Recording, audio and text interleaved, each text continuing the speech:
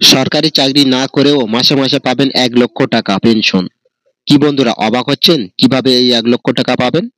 সবকিছু বিস্তারিত আলোচনা করব এই ভিডিওতে, তাই ধৈর্য সহকারে পুরো ভিডিওটা দেখতে থাকুন।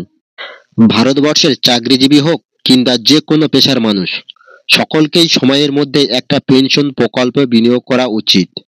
সরকারি একাধিক দুর্দান্ত স্কিম রয়েছে, যেখানে বিনিয়োগ করলে আপনাকে আর অবসরের পর আর ভাবতে হবে না। এখান থেকেই আপনি পাবেন ভবিষ্যৎ নিরাপত্তা।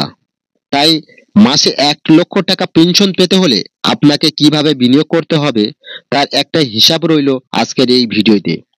তাই ভিডিওটা একদম টেনে টেনে দেখবেন না, শুরু থেকে শেষ পর্যন্ত দেখতে থাকুন। কেন্দ্র সরকারের জনপ্রিয় scheme NPS, national pension scheme. এই প্রকল্পে একদিকে যেমন উচ্চ সুদের হার দেওয়া হয়, আবার অন্যদিকে বৃদ্ধ ব্যক্তিদের কর থেকেও ছাড় দিচ্ছে সরকার। এখানে বিনিয়োগ করতে পারেন সরকারি কর্মচারী থেকে শুরু করে যে কোনো বেসরকারি কর্মচারী অথবা একজন সাধারণ ব্যক্তিও। এই পেনশন প্রকল্পে সুদের হার থাকে 9% থেকে 12%। এই স্কিমে বিনিয়োগের জন্য ন্যূনতম বয়স সীমা হলো 18 এবং সর্বোচ্চ বয়স সীমা 70 বছর। এবার প্রশ্ন হলো, আপনি সরকারি চাকরি না করেও কিভাবে মাসে 1 লক্ষ টাকা পেনশন পাবেন? যদি আপনি একজন বেসরকারি ক্ষেত্রে কর্মী হন, তবে ন্যাশনাল পেনশন প্রকল্পে আপনাকে বুদ্ধি করে টাকা জমাতে হবে। সেক্ষেত্রে আপনি যদি প্রতি মাসে 1 লক্ষ টাকা পেনশন চান, তবে এখান থেকে মাসে প্রায় 60,000 টাকা করে বিনিয়োগ করতে হবে।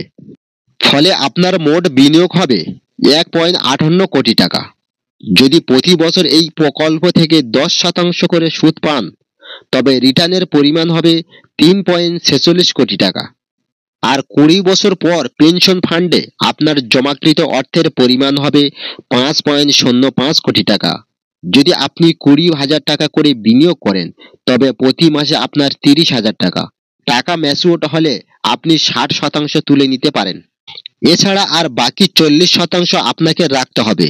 মোটামুটি 3.03 কোটি টাকা আপনি তুলে নিতে পারবেন। আর বাকি পড়ে থাকা 2.02 কোটি টাকার মধ্যে আপনি প্রতি বছর পাবেন 6% সুদ রিটার্ন। আর সেই হিসাব ধরে আপনার হাতে প্রতি মাসে আসছে 1 লক্ষ টাকা।